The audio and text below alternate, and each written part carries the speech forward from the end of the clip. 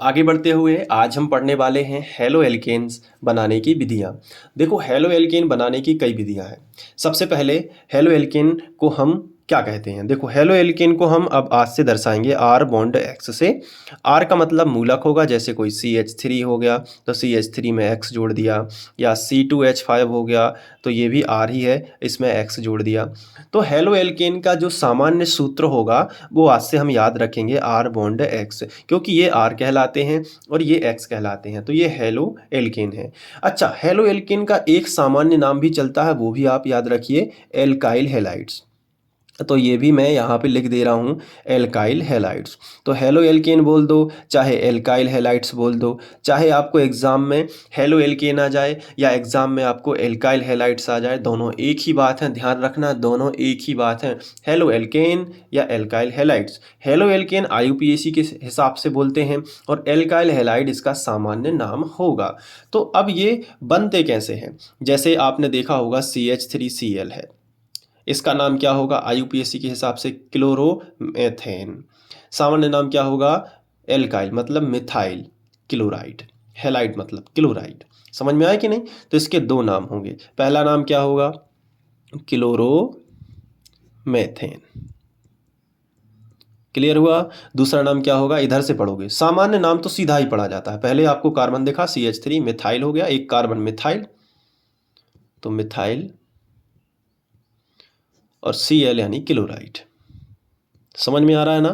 Cl मतलब क्या होगा? क्लोराइड, तो मिथाइल क्लोराइड। अब ऐसे तो ढेर सारे बना सकते हैं, इथाइल क्लोराइड हो सकता है, क्लोरोएथेन हो सकता है, प्रोपेन हो सकता है, बहुत सारे। चलिए, लेकिन हेलो एल्केन हम कैसे कैसे बना सकते हैं? देखो सबसे पहले तो हम हेलो एल्केन बना सकते हैं एल्केन से।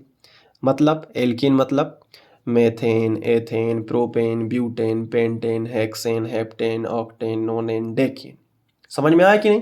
ये एल्केन कहलाते हैं। इनका सामान्य सूत्र क्या होता है? CnH2n+2। ये सूत्र रखते जाओ, एल्केन मिलते जाएंगे। जैसे एक रखा तो CH4 या फिर C2H5, ये कहलाते हैं एल्केन। तो C2H6 होगा, ठीक है? तो ये कहलाते हैं क्या? एल्केन। समझ में आ रहा है ना? ये क्या कहलाते हैं? एल्केन। तो हम एल्केन से हेलो एल्केन यानी R बॉन्ड X बना सकते हैं। एल्केन से हम R बॉन्ड X बना सकते हैं। और किससे बना सकते हैं? ध्यान से समझना। और किससे बना सकते हैं? एल्कीन से। एल्कीन से यानी डबल बॉन्ड। एल्केन और एल्कीन में अंतर है। एल्केन में क्या रहता है? सिंगल बॉन्ड, कार्बन कार्बन की चेन में। जैसे देखो CH3 bond CH2 bond CH2 bond CH3, तो मेथ एथ प्रो ब्यूट, ये ब्यूटेन है, लेकिन इसमें सिंगल बॉन्ड है इसलिए हम इसे ब्यूटेन कहेंगे। तो ये एल्केन हो गया, सिंगल बॉन्ड है इसलिए एल्केन है। लेकिन एल्कीन में क्या होता है? Double bond. जैसे कार्बन कार्बन की चेन में एक जगह डबल बॉन्ड कर दिया, अब बैलेंस ही पूरी कर लो कार्बन की, एक बॉन्ड लगा है, दो और लगा लो, तीन और लगा लो, ठीक है, हो गए चार। इधर दो और एक तीन है, एक और लगा लो, हो गए चार। दो और दो चार, एक हाइड्रोजन बना लेगा। इधर देखो दो बॉन्ड लगे हैं, दो और लगा लो, कितने हो गए? चार।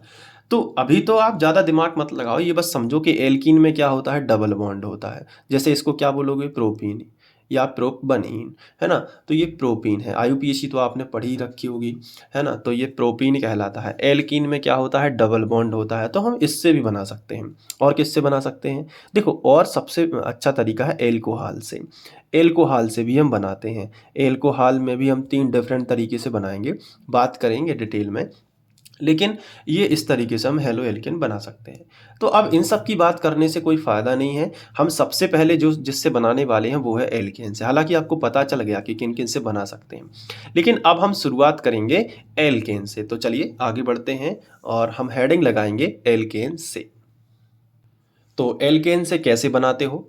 देखो बहुत ही सिंपल है।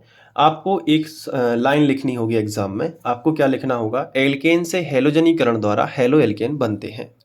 अब ये जो लैंग्वेज है आपको बिल्कुल भी याद नहीं करना है, क्योंकि अभी यही सब तो होने वाला है। देखो एल्केन, एक एल्केन हमने ले लिया, तो यहाँ पे हमने ले लिया, जैसे एग्जाम्पल से समझते हैं, एक एग्जाम्पल डाल दिया मेथेन से। तो मेथेन क्या होता है? सूत्र CH4, ये मेथेन है। इसका हेलोजनीकरण करवा दो। हेलोजनीकरण मतलब इसकी क्रिया किसी भी हेलोजन से करवा दो, जैसे क्लोरीन से करवा देते हैं आप, फ्लोरीन, ब्रोमीन, आयोडीन से करवा सकते हैं, तो मैंने क्लोरीन से करवा दी। तो ये क्या हो रहा है? क्लोरीनीकरण हो रहा है।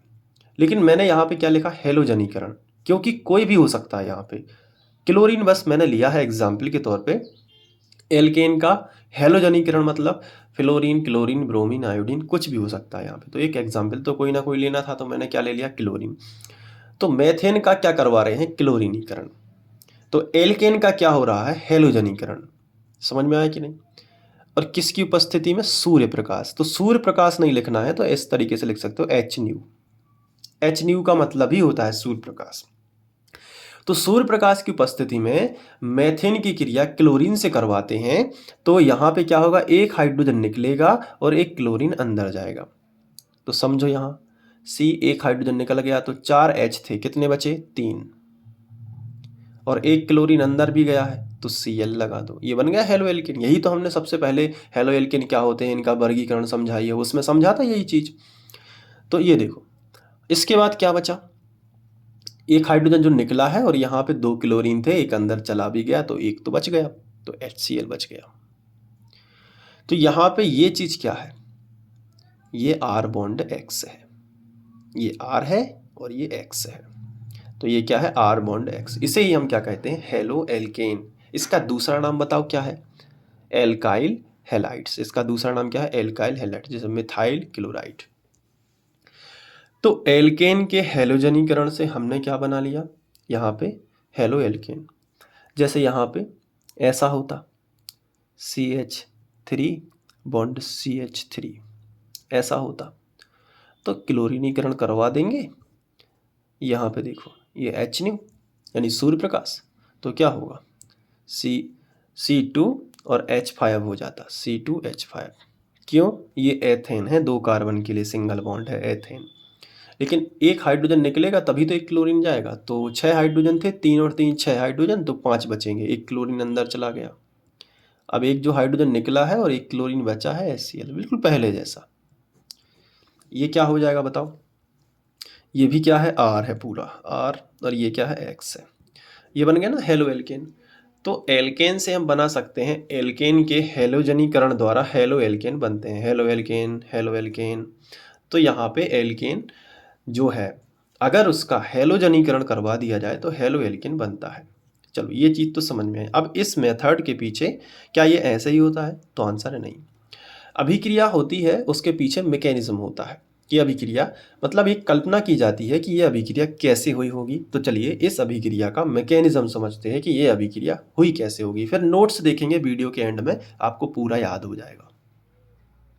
तो समझते हैं। सबसे पहले हमने यहाँ पे एग्जाम्पल लिखा मेथेन, और यहाँ पे हमने क्रिया किससे करवाई, क्लोरीन से।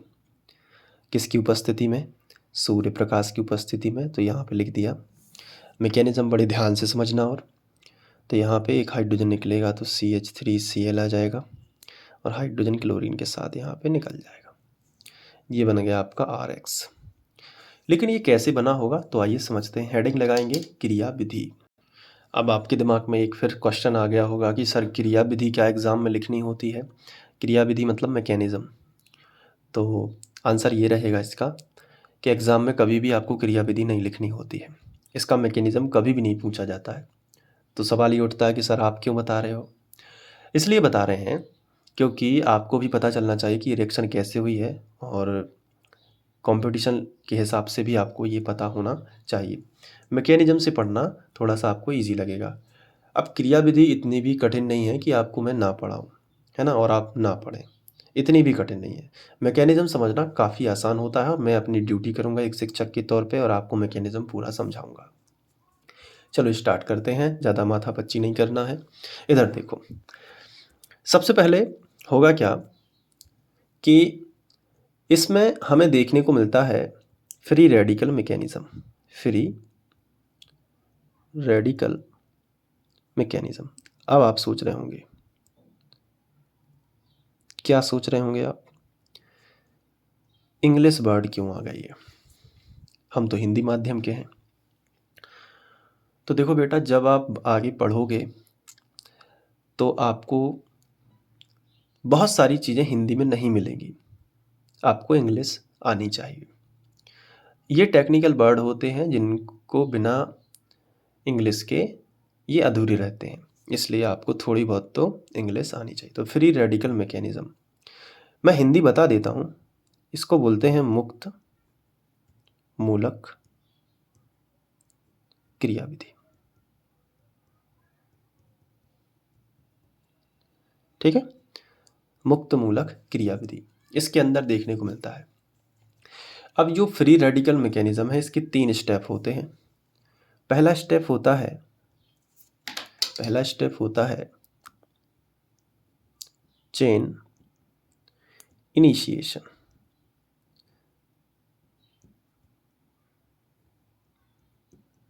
समझते जाना, सब चीज़ें क्लियर होंगी, इतनी भी कठिन नहीं है। चेन इनिशिएशन क्या होता है उसको समझो। इसमें फ्री रेडिकल बनते हैं। जैसे सबसे पहले क्लोरीन जो था, Cl बॉन्ड Cl था, यानी क्लोरीन के बीच में बॉन्ड बना था। बॉन्ड कब बनता है? जब 2 इलेक्ट्रॉन, एक इस तरफ इलेक्ट्रॉन होता है, एक इस तरफ इलेक्ट्रॉन होता है, दोनों इलेक्ट्रॉनों को मिला देंगे तो बॉन्ड बनता है। लेकिन जैसे ही इस पर सनलाइट पड़ती है तो ये बॉन्ड ब्रेक हो जाता है, यानी टूटता है। और टूटने से क्या होता है? यहाँ पे होता है होमोलिटिक फिजन। होमोलिटिक फिजन का मतलब होता है ये वाला इलेक्ट्रॉन ट्रांसफ़र होकर यहाँ पहुँचता है और ये वाला इलेक्ट्रॉन ट्रांसफ़र होकर यहाँ पहुँचता है। तो Cl के ऊपर अपना इलेक्ट्रॉन आ जाता है, ये इधर पहुँचेगा, और प्लस यहाँ पे प्लस साइन आ जाएगा क्योंकि दोनों अलग अलग हो गए हैं, और दूसरे Cl के पास अपना इलेक्ट्रॉन आ जाता है। ये सनलाइट की उपस्थिति में होता है। तो ये होमोलिटिक फिजन है। क्या होगा? समविदलन। इसे हम क्या बोलते हैं? समविदलन। बोर नहीं होना है, बड़े आराम से समझ में आएगा, बस ध्यान से देखते जाओ। ये हो गया है समविदलन। इसे इंग्लिश में क्या बोलते हैं? Homolytic fission. मैं लिख देता हूँ एक बार, फिर नहीं लिखूंगा बार बार। Homolytic fission. अब एक और होता है हेट्रोलिटिक फिजन। उसमें दोनों इलेक्ट्रॉन किसी एक एटम की ओर जाते हैं, बराबर बराबर नहीं बढ़ते, उसमें दोनों इलेक्ट्रॉन किसी एक एटम की ओर जाते हैं, तो वो एक अलग चीज़ है, वो बाद में देखेंगे। समविदलन हुआ। अब आते हैं इसके दूसरे स्टेप, क्योंकि फ्री रेडिकल की 3 स्टेप होती हैं। इसके अंदर जो रिएक्शन हो रही है कि कैसे बना ये हेलो एल्केन। दूसरी स्टेप की ओर जाते हैं। दूसरी स्टेप है चेन प्रोपगेशन। तो हेडिंग डाल देंगे चेन। आप भी नोट्स, मैंने नोट्स बनाए हैं ना, उसमें ये क्रियाविधि लिखी है समझने के लिए आपको। तो चेन प्रोपगेशन। अब इसमें क्या होता है इसको समझो ध्यान से। ये फ्री रेडिकल और फ्री रेडिकल बनाएगा। दूसरे स्टेप में एक फ्री रेडिकल से और फ्री रेडिकल बनेंगे। देखो कैसे। अब ये जो Cl डॉट है, ये इसका इलेक्ट्रॉन छिन गया है, तो ये हो गया हाईली रिएक्टिव, यानी बहुत ज़्यादा क्रिया करने के लिए बेताब है ये किसी से जुड़ने के लिए, क्योंकि ये अस्थायी हो गया है। तो अस्थायी किसके पास जाएगा? स्थायी के पास। तो अभी स्थायी इसको कौन मिलता है? CH4। तो ये पहुंचा CH4। ये अपनी दुनिया में मस्त था। CH4 मस्त स्थायी था, इसको किसी से क्रिया नहीं करनी थी। ये स्थायी है, कार्बन की 4 वैलेंसी होती हैं, चारों यहाँ पे कंप्लीट है, स्थायी था। लेकिन जैसे ही ये फ्री रेडिकल इसके पास आता है, यहाँ पे देखो ये Cl डॉट, तो ये एकदम रिएक्ट करने वाला है। तो ये हाइड्रोजन को क्या करता है? खींच लेता है। तो क्या होगा? कार्बन और हाइड्रोजन के बीच में यहाँ पे 2 इलेक्ट्रॉन से बॉन्ड बना था, तो हाइड्रोजन अपना इलेक्ट्रॉन लेके इसके पास चला जाता है, तो ये वाला कार्बन का इलेक्ट्रॉन रह जाता है। तो यहाँ पे बचेगा C, ऊपर H, इधर H, इधर H, तीनों बना लो। और ये जो डॉट है यहाँ पे रह गया। Cl ज़्यादा हाईली रिएक्टिव है, तो ये इसके पास चला गया अपना इलेक्ट्रॉन लेके, तो HCl बना लिया। अब चेन प्रोपोगेशन के 2 स्टेप होते हैं। पहले स्टेप में ये हो गया। दूसरा स्टेप में क्या होगा कि जो अब फ्री रेडिकल बन गया है, देखो एक फ्री रेडिकल ने दूसरा फ्री रेडिकल बना दिया। यही चेन प्रोपोगेशन में होता है। अब ये क्या करेगा? ये जाएगा, ये अस्थायी हो गया, पहले स्थायी था, अब ये अस्थायी हो गया। तो अस्थायी हमेशा स्थायी के पास जाएगा। जैसे पहले ये अस्थायी था, तो ये किसके पास गया? स्थायी के पास। अब ये अस्थायी हो गया, तो ये किसके पास जाएगा? स्थायी के पास, यानी क्लोरीन के पास, इसके पास। देखो कैसे, C H H और H, और यहाँ पे डॉट, ये अस्थायी है, ये पहुँचा Cl बॉन्ड Cl दूसरे मॉलिक्यूल के पास, क्लोरीन के। तो क्लोरीन में फिर से यहाँ पे डॉट देखा, तो क्लोरीन अब चूंकि स्थाई है, ध्यान रखना कि डॉट के पास में बिना डॉट वाला जाएगा, नहीं तो डॉट के पास में डॉट वाला लिख दो आप, ये Cl डॉट बना दो, गलत हो जाएगा। ये Cl डॉट खुद एक अस्थाई है, तो अस्थाई के पास कैसे जा सकता है?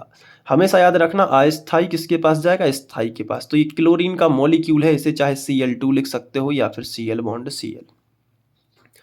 तो इसमें फिर से एक इलेक्ट्रॉन इधर है, एक इलेक्ट्रॉन इधर है, तो ये इसमें ये डॉट देख के इसमें फिर से होमोलिटिक फिजन हो जाएगा। समझ में आया कि नहीं? तो ये इधर समझो, अब ये फ्री रेडिकल है, ये क्लोरीन जो है अपना फ्री रेडिकल इसको दे देगा और इसके साथ जुड़ जाएगा, तो क्या बनेगा? CH H और ये Cl इसके पास आ गया, इसके पास इलेक्ट्रॉन अपना आया जो यहाँ पे आ गया, तो यहाँ Cl जुड़ गया, एक इलेक्ट्रॉन इसका एक Cl का, दोनों जुड़ गए। अब ये तो जुड़ गया, ये वाला Cl यहाँ पे, ये वाला Cl फिर से अस्थाई हो गया, और ये तो खुशी की बात है क्योंकि ये फिर यहाँ रिएक्शन करेगा, फिर ये बनेगा, फिर, तो ये क्रिया लगातार होती रहेगी, इसलिए ये चेन रिएक्शन में हमने देखा। अब तीसरा स्टेप आता है, अपन को पता चलना चाहिए कि उत्पाद में क्या बनता है, तो थर्ड स्टेप आता है चेन टर्मिनेशन। इन वर्ड को यूज रखना अगर आपको होशियार होना है केमिस्ट्री में, तो चेन टर्मिनेशन। अब चेन टर्मिनेशन में क्या होता है इसको समझो। जितने जितने आपको डॉट वाले दिख रहे हैं ना इस तरफ, वो सारे उठा लो, तो ये उठा लो एक डॉट वाला, एक ये उठा लो, दोनों उठा लेते हैं, तो CH3 डॉट, इसको ऐसे समेट के लिख सकते हैं CH3 डॉट, और इसको लिख सकते हैं Cl डॉट, ये दोनों उठा लिए। चेन टर्मिनेशन में क्या होता है कि जितने भी डॉट हैं, जितने भी मुक्त मूलक हैं, उनको उठाओ और फिर देखो कि क्या क्या उत्पाद बन सकते हैं। देखो सबसे पहले तो ये दो बार खुद से रिएक्ट भी हो सकता है, तो Cl डॉट बनेगा, देखो ऐसे, जैसे CH3 डॉट है तो ये CH3 डॉट के साथ में ही रिएक्ट हो जाएगा, तो क्या बनाएगा? C2H6 ये बनेगा। तो पहला जो उत्पाद हमें मिलेगा वो मिलेगा C2H6। दूसरा क्या मिलेगा?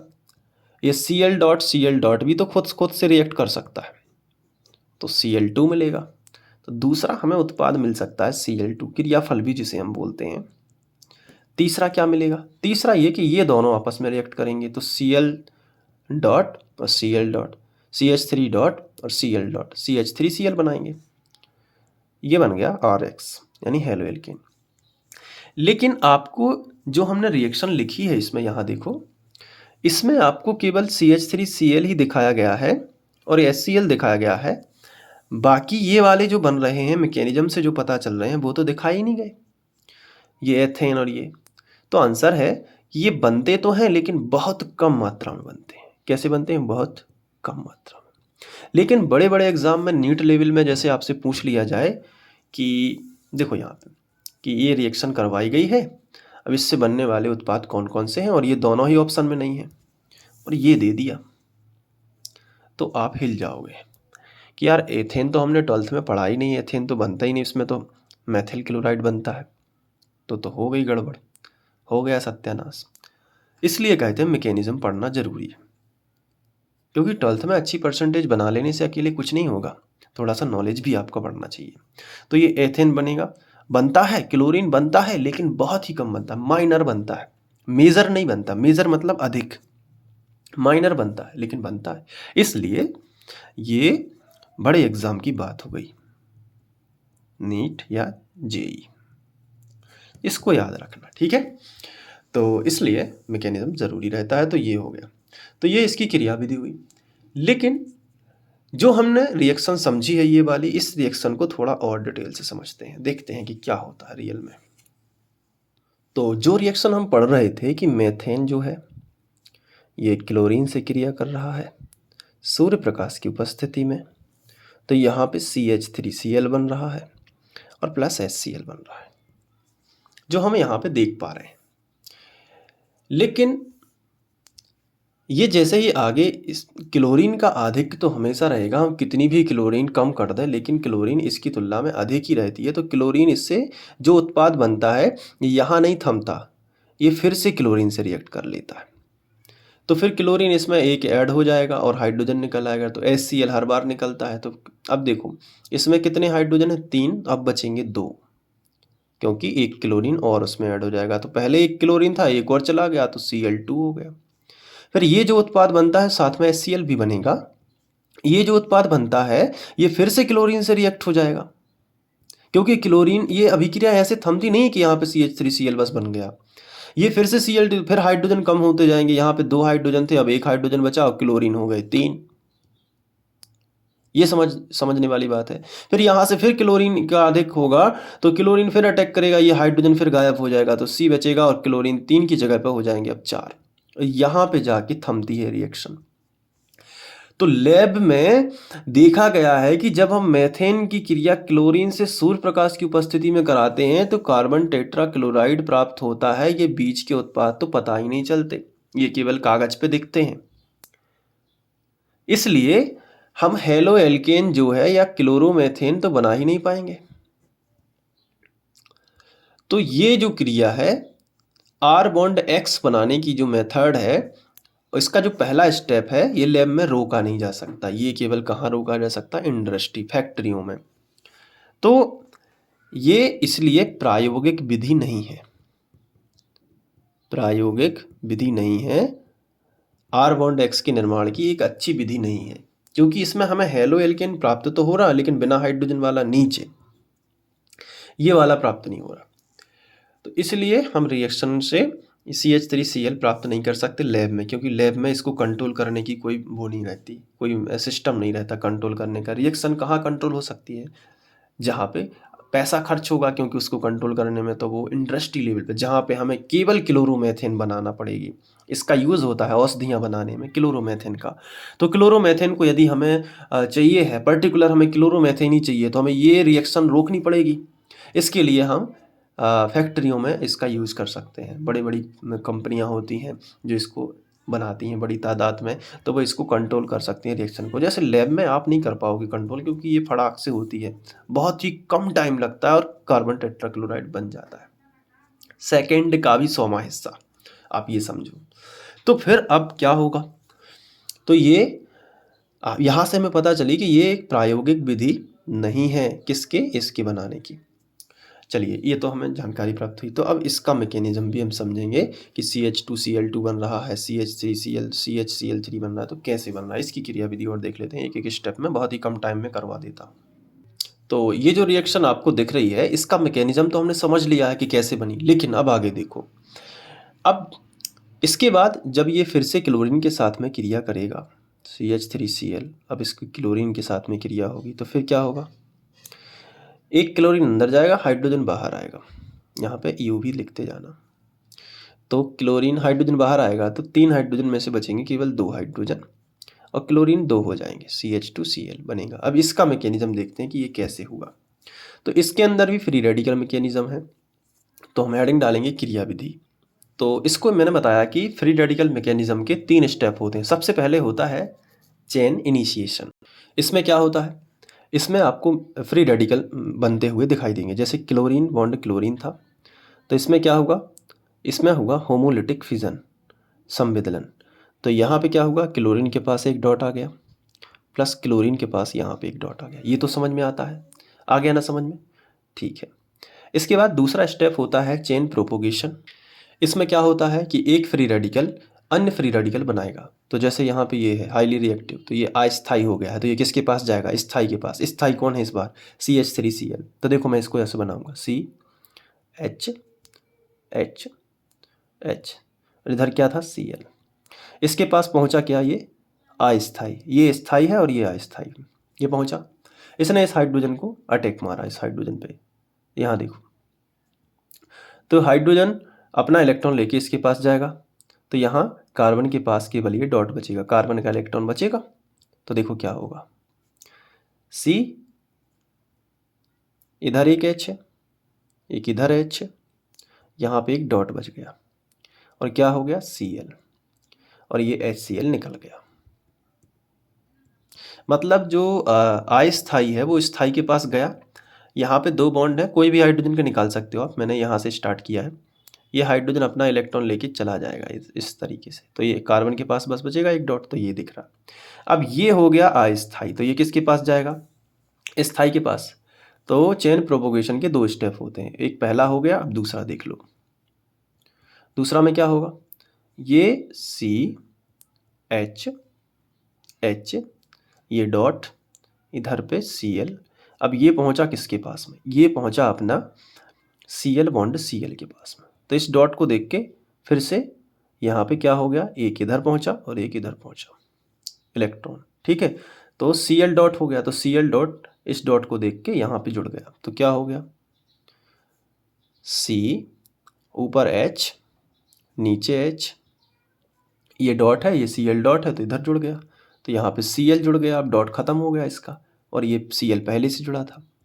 लेकिन ये वाला Cl तो इधर जुड़ गया, लेकिन ये Cl तो रह गया ना, तो ये Cl डॉट फिर से बन गया।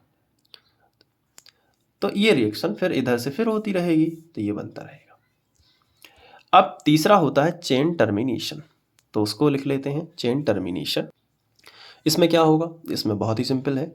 अब ये जो है, इसमें जो मुक्त मूलक बने हैं उनको उठा लो। पहला ये है CH2 Cl, यहाँ पे डॉट भी है CH2 Cl, और साथ में ये Cl डॉट। अब इन डॉट से प्रेडिक्ट करना है क्या क्या उत्पाद बन सकते हैं। बहुत सिंपल है। पहले ये दोनों रिएक्ट करेंगे तो ऐसे बनेंगे CH2 डॉट Cl और CH2 Cl, ये दोनों क्या बना सकते हैं? 2 कार्बन की चेन बना सकते हैं ना। तो देखो इस तरीके से CH2 डॉट CH2, इधर एक क्लोरीन होगा, इधर एक क्लोरीन होगा। इस उत्पाद की तो बात ही नहीं हुई, इसका नाम क्या है? 1,2 डाई क्लोरो एथेन। कई बच्चे तो वीडियो छोड़ के भाग ही गए होंगे, इतना डिटेल हो गया। अब ये इसलिए डिटेल है क्योंकि यहाँ पे बस देख रहे हैं, मैकेनिज्म नहीं समझोगे तो क्या मतलब फिर। इसके बाद देखो, ये आपस में रिएक्ट करेगा तो ये उत्पाद बना सकता है, ये भी आपस में रिएक्ट करके क्लोरीन बनाएगा, ये तो पता ही है Cl डॉट Cl। अब ये दोनों आपस में मिलेंगे तो CH2 Cl2 बनाएंगे, तो ये भी एक प्रेडिक्ट किया गया कि CH2 Cl2 भी बनेगा। तो ये उत्पाद तो आपको दिख रहा है, लेकिन ये दोनों नहीं दिखते रिएक्शन में, क्योंकि ये बहुत ही माइनर बनते हैं, बहुत ही कम बनते हैं इसकी तुलना में, इसलिए दिखाई नहीं जाते। लेकिन मैकेनिज्म सब दिखा देता है, मैकेनिज्म सब, उसके जितने भी सिरे हैं सब खोल देता है। तो अब मान लो एग्जाम में आपको यही दे दिया ऑप्शन में, ये नहीं दिए, तो आपको मैकेनिज्म पता ही नहीं है, तो आप कैसे इसको टिक लगाओगे? तो ये फिर वही बात आ गई हाई लेवल की। तो ये वाला उत्पाद भी बनता है 1,2 डाइक्लोरोएथेन। अब ये तो यहाँ से रिएक्शन आगे बढ़ी थी, यहाँ तक इसका मैकेनिज्म है। इसके बाद फिर ये CH2 Cl2 फिर से क्लोरीन के साथ में रिएक्ट करेगा, किसकी उपस्थिति में? सूर्य प्रकाश में। तो क्लोरीन अंदर आएगा और हाइड्रोजन कम होंगे, तो CH बस बचेगा, 2 हाइड्रोजन में 1 है, और यहाँ पे क्या होगा? Cl3 हो जाएगा।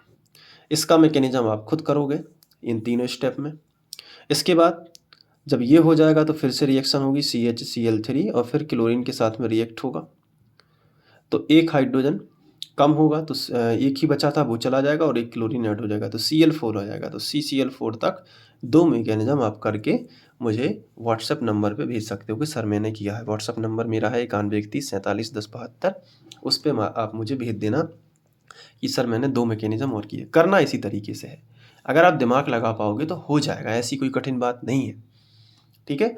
तो ये हमने यहाँ पे ये वाला क्वेश्चन कर लिया है। मैं आपको दिखाना चाहूँगा एल्केन से हेलोएल्केन बनाने की विधि। अब चलते हैं नोट्स में, और आपको कैसे लिखना है देखो, दिखा देते हैं आपको नोट्स। तो हेलोएल्केन बनाने की कौन कौन सी विधियां हैं? सबसे पहले आप लिखोगे एल्केन से, तो वही चीज़ हमने पढ़ी है, एल्केन से हेलोजनीकरण द्वारा हेलोएल्केन बनाए जाते हैं। मेथेन से क्लोरीन की रिएक्शन करवाओगे सूर्य प्रकाश की उपस्थिति में, तो ये रिएक्शन ऐसे आगे बढ़ती जाती है और यहाँ पे प्राप्त होती है। हमने तो काफ़ी डिटेल में पढ़ा हुआ है, ये बता दिया। पहले मैंने इसका मैकेनिज्म समझाया, फिर धीरे धीरे इनका समझा दिया। और मेथेन की क्रिया क्लोरीन से कराने पर क्लोरोमेथेन बनता है, परंतु क्लोरीन की अधिकता के कारण यह क्रिया रुकती नहीं है, बल्कि CH2 Cl2 CH Cl3 और CCl4 आदि बनते हैं। आपको पता है यही सब बन रहे हैं ना, तो बस टेंशन लेने की जरूरत नहीं, इसलिए यह विधि प्रायोगिक नहीं है। ये भी मैंने आपको समझाया, प्रायोगिक नहीं है। ठीक है, अब ये है क्रियाविधि, इसका स्क्रीनशॉट ले लो पूरा, ये पूरा स्क्रीनशॉट लेते जाना एक एक चीज़ का। ये यहाँ पे थोड़ा मैकेनिज्म शॉर्ट में हो गया है, तो मैंने जैसे समझाया इस वीडियो में वैसे ही करना, तो आप वो कर सकते हो। ठीक है, इसलिए कहते हैं ध्यान से समझना, पूरी तरीके से नोट्स पर डिपेंड नहीं रहना, खुद भी ध्यान से करना। ठीक है, ये हो गया। अब ये देखो यहाँ पे नोट्स में एक और एग्जांपल मैंने लिया है, प्रोपेन से कैसे बनाया है। तो प्रोपेन से जब क्लोरीन रिएक्ट करवाएंगे सूर्य प्रकाश की उपस्थिति में, तो देखो यहाँ पे क्लोरीन जुड़ सकता है और बीच में क्लोरीन जुड़ सकता है और साइड में क्लोरीन जुड़ सकता है। तो साइड वाला ज़्यादा सॉरी बीच वाला स्थाई है यहाँ पे और साइड वाला कम स्थाई है। इसका रीज़न ये है, यहाँ पे समझो, क्योंकि ये 2 डिग्री कार्बोकैटाइन है। ठीक है, तो यहाँ पे क्लोरीन जुड़ेगा और यहाँ पे 1 डिग्री है, क्योंकि हैलोजन जिस कार्बन से जुड़ा है वो कार्बन सीधे 2 कार्बन से जुड़ा है, तो ये 2 डिग्री हैलो एल्केन बन रहा है, इसलिए स्थाई है। और ये 1 डिग्री है, क्योंकि हैलोजन जिस कार्बन से जुड़ा है वो कार्बन सीधे एक ही कार्बन से जुड़ा हुआ है, तो ये 1 डिग्री है, इसलिए अस्थाई है। लेकिन फिर भी ये 55% बना है और ये लगभग 45% है, तो कम लेकिन लगभग बराबर ही है। तो इसका रीज़न ये दिया जाता है कि क्लोरीन को जोड़ने के लिए यहाँ पे अल्फ़ा जो हाइड्रोजन है वो बहुत ज़्यादा मिले होंगे।